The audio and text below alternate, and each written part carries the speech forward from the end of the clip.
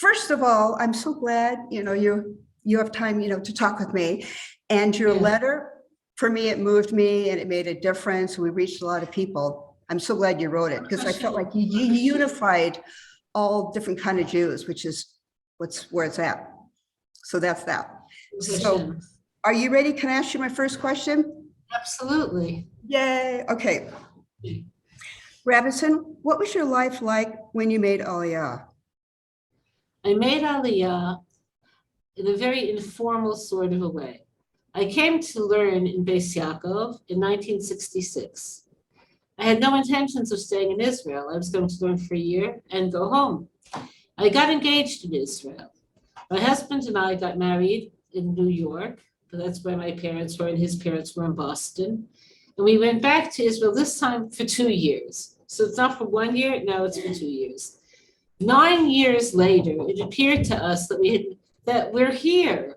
And we may as well call it Aliyah, which is what its name is. So that was how my Aliyah went. In terms of the difficulty of making Aliyah, there was no difficulty whatsoever. I was there because I wanted to be there. I was there as a student and later as a young married woman. And the material situation was not what I would have wanted it to be. It was very different than what I had in New York. It bothered me not at all. It was interesting, it was challenging, it was fine. The only thing that was difficult for me initially was that it took me several years, until I found my niche in teaching, which is a gift from Hashem. But nothing about Aliyah was difficult. It was wonderful. Wow. Okay. Rebbetzin, how did you raise 14 children, regularly host Shabbos guests, and become a role model for so many women? The trick is do nothing very well. Raise your children as best you can, and Hashem helps. Keep your house as best as you can, and Hashem helps. Buy what you need for Shabbos, and Hashem will help you. I have no idea of how everything came together. All siyata d'shmaya. The only thing I could say is I regret any bit of perfectionism that I had. And I learned that just doing what you can is good. With children, the only thing that matters is to have good values and for them to know that you're on their team. Everything else is in Hashem's hands. Wow. Rebbetzin, they say that one's life doesn't always turn out the way you expect it. How does this apply to your life?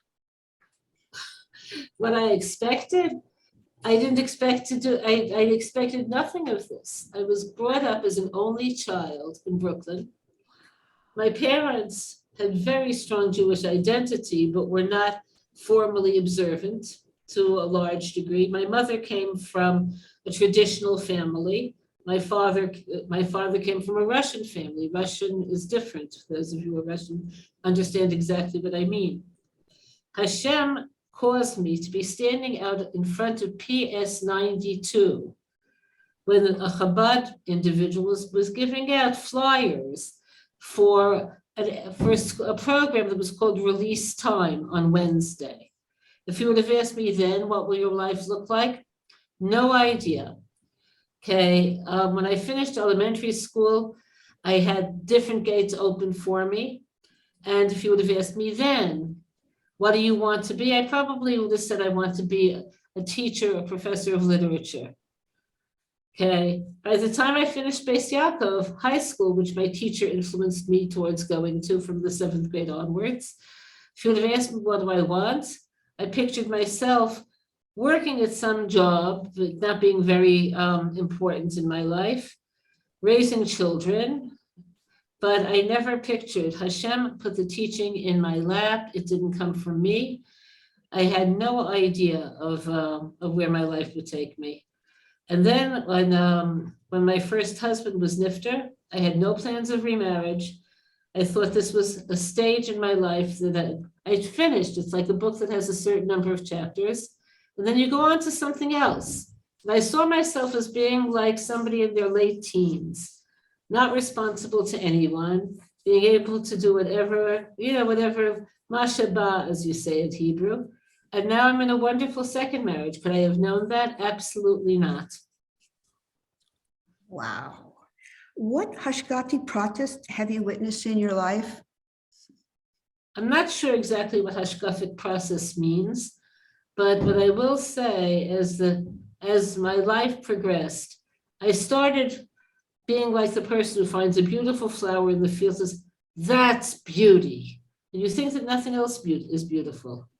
That's how I saw Lubavitch, because the Lubavitchers brought me in. Then when I went to seminary in Israel, I said, wow, there's another flower in the field. This one is still beautiful, but that one's also beautiful. That was the yeshiva world. And later I saw Breslov, and later I saw the Leumi world. Later I saw the Meir Sharem world. And I see there's so many beautiful flowers in the field, so many of them. And the main thing is that there's tradition, there's das Torah, and there's willingness to do the mitzvah sincerely and completely. And if that's where it's coming from, all the flowers are very beautiful. Wow. Rebbetzin, what is your purpose in the world? You'll have to ask Hashem at the end of the story. I believe that anybody's purpose is always evolving. To use Maharal's words, we give birth to ourselves constantly. You only know the end of the story at the end of the story. As Yogi Berra would say, it ain't over till it's over. Wow. Rebbetzin, they say that what doesn't kill you makes you stronger. How have you grown as a person as a result of your life experiences? So the only way anything heroic or courageous comes forth is from difficulty. I'm sure everybody who's listening was reading about the courageous shluchim in Ukraine who risked their lives to bring food to people, tell people leave. So you know what? They're amazing. But for that to come forth from them, they needed Putin. The same way Rabbi Akiva needed Romans. The same way Esther and Mordechai needed Haman. That's what brings forth a person's potential. My own life is not that dramatic.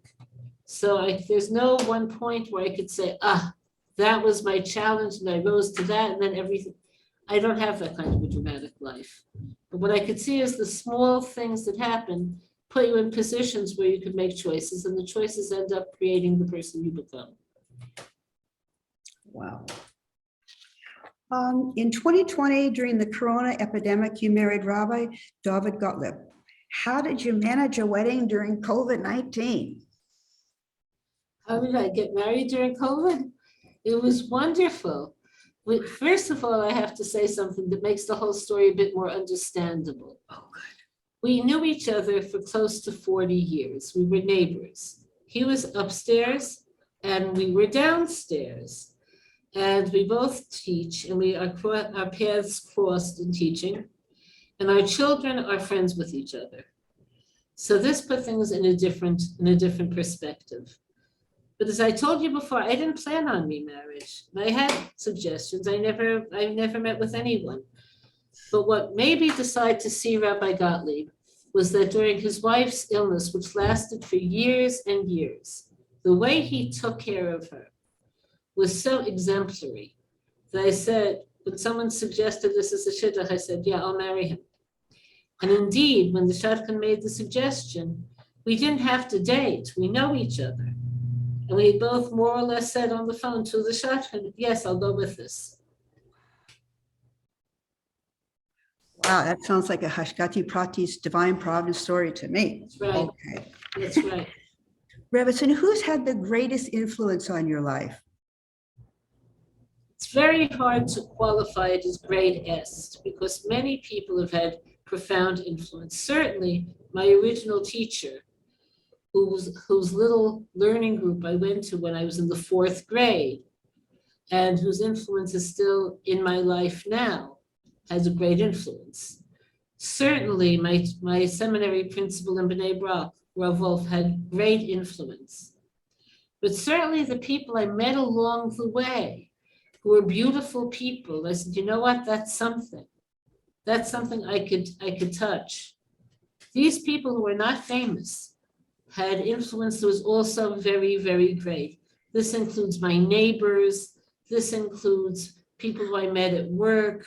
This includes my fellow teachers at Neve, specifically Rabbi Shalkovsky and Rabbi Rebbetzin. These people had enormous influence in my forming my character by making choices. Wow. What was the best piece of advice given to you? The best piece of advice is, again, very hard to quantify. But I would think the best piece, the most transformational piece of advice was my Hebrew teacher telling me when I was in the 6th grade, going into 7th grade, go to Beis Yaakov. Wow. Who do you admire? I admire so many people. It would take far, far more than the parameters of this broadcast. I admire my students who make profound changes in their lives. I admire the purity and sincerity of all of the Rebbetzins Rabbanim I've met along the way without exception. I admire very greatly the pioneers, the people who said we could do it. And by that I mean living in Israel, teaching Torah, overcoming difficulties. I purposely wore this necklace. This necklace was made to me by my friend, the late Marcy Alter. She had an aneurysm, a surgery. The surgery only made the damage worse. She lost all of her abilities except moving one hand somewhat and one foot somewhat. She had a word board. She could communicate by word board. So a friend, a mutual friend, Ruth Schlossman, asked if I would come and talk to her about the Parsha once a week. Now, when I heard about a brain-damaged person wanting Parsha, I was thinking, I'll make it as simple as I would for a 3-year-old. She went on her word board, which took a long time. She asked me questions that Ramban would ask. She was going to push herself till the end. She had people make her little business cards to give to the staff at the non-Jewish hospice that she lived in with the Sheva Mitzvahs B'nai Noach. She made this necklace. I don't know how well you could see the number of beads that there are here, how small the work is. She worked on this, I don't know how long. It's much longer than you could see. It's wound around my neck 5 times. Beautiful. She did this by asking people to put on this color bead and that color bead. It must have taken years. Wow. It's one of my most treasured possessions. So it tells me that whatever situation you go to in life, you could find yourself. And the people who I admire the most are people who found themselves. I didn't know the first Bostoner Rebbe, my husband's Rebbe, but he was a person who would inspire people to find themselves in this way. Wow. Rebbetzin, what is one thing you'd like your grandchildren to say about you? Allah Shalom. No, I would imagine what I would value the most is that I had ideals and she'ifot and longings to be something, and that I tried to get them across. That I wanted something, I tried to get that wanting something across. Wow. Rebbetzin, before we wrap it up, what else would you like to share with us today? Okay, just right now, we're witnessing a terrible time in Ukraine, and we're seeing amazing heroism. Last year and the year before, we were in the throes of COVID, and we witnessed amazing heroism.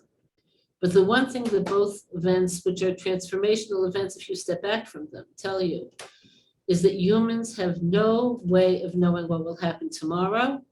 Humans have no way of predicting. Humans have no great understanding even of nature. And the only thing that matters is who you try to be at the moment that you're living. Take this moment and be who you want to be. Wow. All right. Well, thank you so much, Rebbetzin, for taking the time to interview with me. I just enjoyed it. I feel a better person as a result. Well, great. Elise, I'm very moved by you. And there were some difficulties technically getting on. So all of you listeners should know Elise was so calm and so sweet. I could feel her smile. over line, even though things were not going easily at first, which is a very rare thing. Oh, thank you so much. That was so Yes. wonderful. Go well for you. Shalom, Okay. shalom. Thank you. All the best. Purim Sameach. Purim Sameach. Bye.